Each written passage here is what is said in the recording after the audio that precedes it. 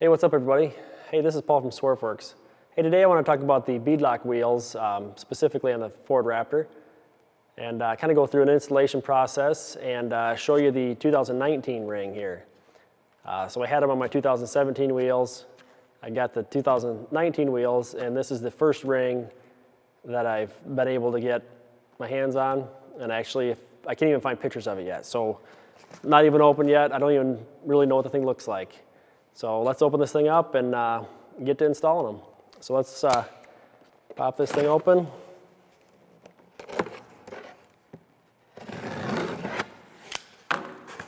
This isn't going to be like some silly video talking about, an unboxing, like, oh, hey, look at the directions or whatever. But, oh, hey, sweet. Stickers.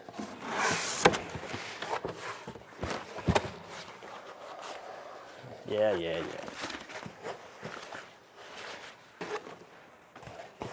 All right, look at this. It's in its own little sock. Pack of bolts. Worthless box. Ooh, and there she is. That's actually kind of interesting.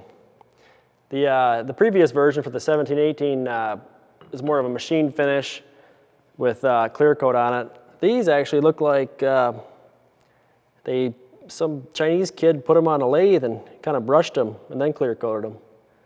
I actually kind of dig it. So there's the true beadlock ring.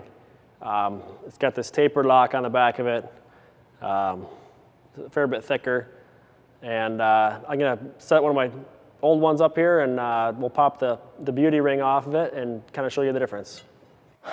All right, now I got the tire up here. I figured I'd pop the beauty ring off this and kind of show you the difference. All right, well, there's the stock trim ring, beauty ring, whatever they call it, compared to the true beadlock ring. So you see it's a fair bit thicker. It actually, the true beadlock has this taper on it. The offset spacing is quite a bit different. So with that out of the way, let's see what she looks like. There we go. Cool. So obviously the 19 has these cutouts for the spoke, and you can see how much the bead of the tire is going to be moved out once we lock it. So instead of being the bead like a normal tire is, we're just going to dismount it, bring it to the outside here, set it on there, put the ring on, and then tighten a lot of bolts. So let's get to it. All right, now I'm just going to break the bead.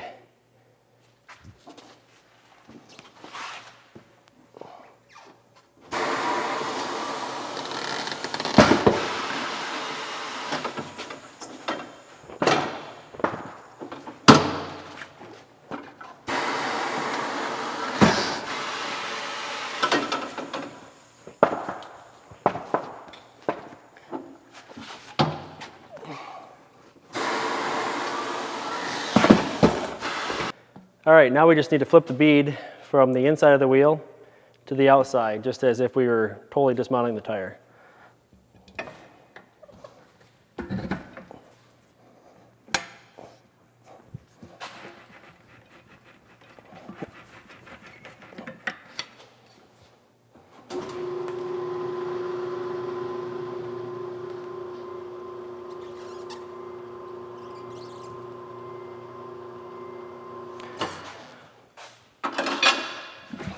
All right, there we go. So now you can see the beads on the outside. We're good to go.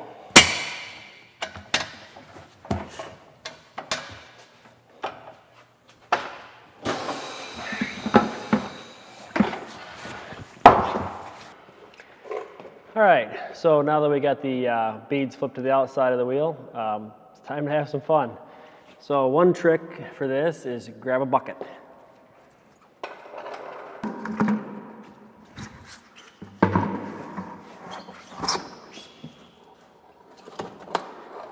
All right, so by putting it on the bucket, it lets the tire hang.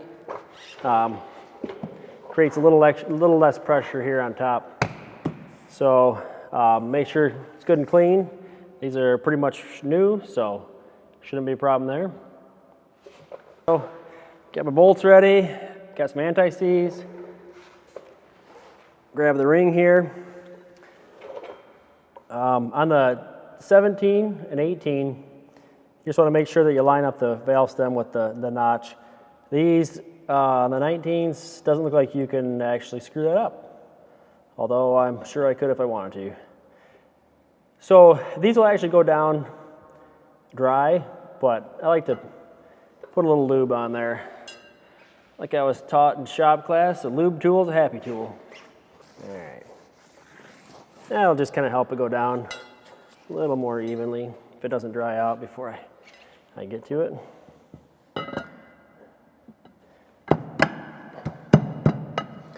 I like to use anti-seize on them just because you're threading into aluminum, and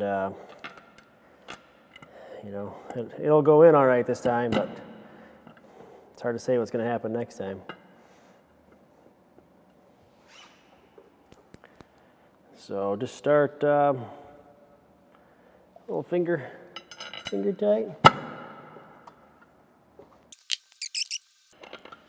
So as I'm doing this, one thing about bead locks you hear a lot about is that they're illegal, which may or may not be true, which I think is completely silly because you got 24 bolts holding the bead onto the wheel.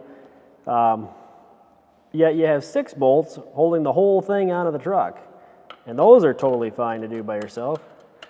So, I mean, I understand some yahoo like myself here doing this, but I don't know. I think back in the day they were less safe, not designed as well. My brother had a set of wheels off one of Walker Evans' race trucks, and I think it was a modified wheel with an aluminum plate that just sandwiched it flat, and you could never keep the bolts tight no matter what you did because you were clamping rubber. You know, there was no metal to metal contact, where these actually wedge the aluminum ring to the aluminum wheel.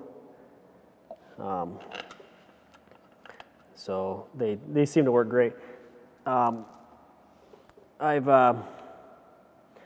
think I put about 45,000 miles on my 17 wheels, bead locked, and never once had any of these loosen up.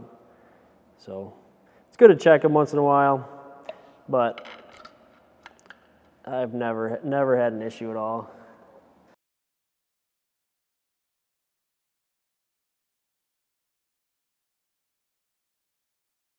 All right, so I'm gonna show you my little trick, and this might be like worth subscribing or something. I mean, this has worked out pretty good. So I like to take a ring and just lay it down, trace it out. Don't have to get crazy. I mean, within a few thousands here, we'll be all right.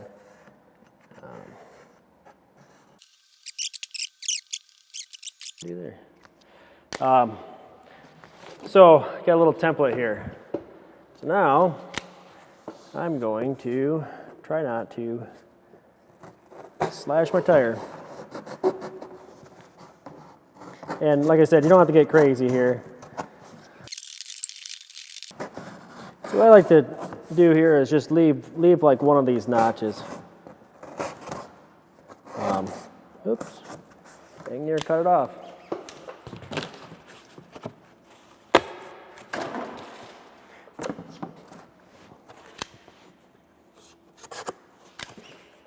All right, so now I have a little template I can just drop in there. And then, for some reason, these 2019 rings didn't come with instructions. So the ones for my 17s have a bolt pattern right here. So it's pretty straightforward. You just go like 12 o'clock, 6 o'clock, and then you go 9 o'clock, 3 o'clock, and then you just start over up here and then work your way around. So I'm going to set this as if that's 12 o'clock. And I'm going to do number 1, and then 5, 9, 13, 17. There's my start. So now, I don't need that. The other thing I like to do too is so once you get them kind of snug, then you do 3 different torque sequences. So the first one is 15 Newton meters, 11 foot-pounds, and then you do 35 fig Newton meters, and then 65 Newton meters. So you go 11 foot-pounds, 26 foot-pounds, 48 foot-pounds, and then it says to recheck again at the highest one. So, like I said, I'm just using a drill with the clutch, not a cordless impact, just to kind of sink the ring down on there, if it will. So there I went 1 complete round with it on the lowest clutch, which doesn't take much at all to do, and it must have started to sink it down a little bit because now my my number 1 here is loose. So I'm just going to start again. It doesn't feel like it does a lot, so I'm gonna turn it up a little bit. More power.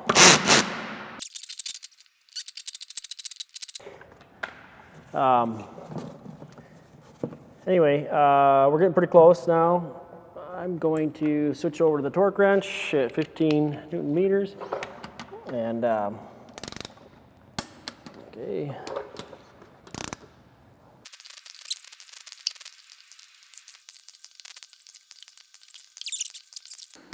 All right, so there's the first full round at 15 Newton meters. So now,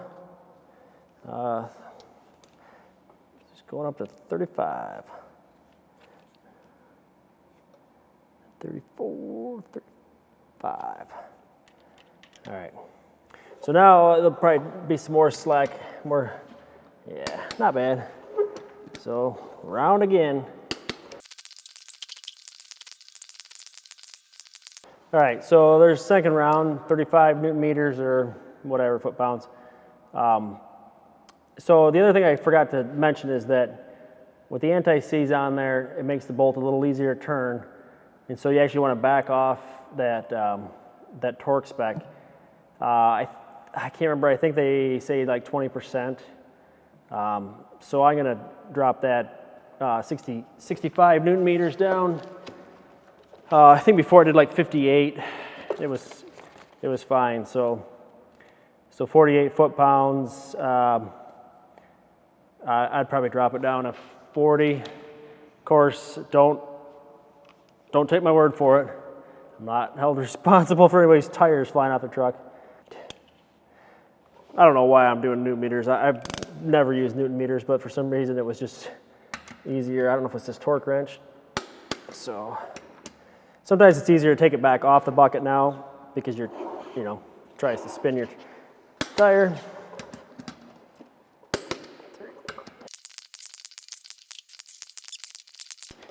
$24. Okay, so that was the highest torque sequence.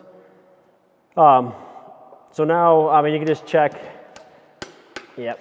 So if the first one's still tight, then you're good. Should be good. So they seem to be good. So there's one. I just throw that template behind my seat, so if I need it, it's there. So there you go.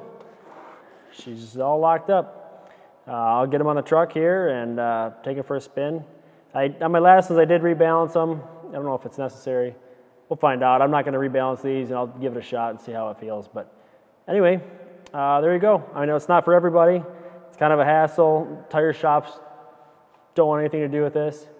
So, if you're strictly off-roading, sand dunes, you want to drop I mean, I've run at 5-6 PSI at the sand dunes, no problem.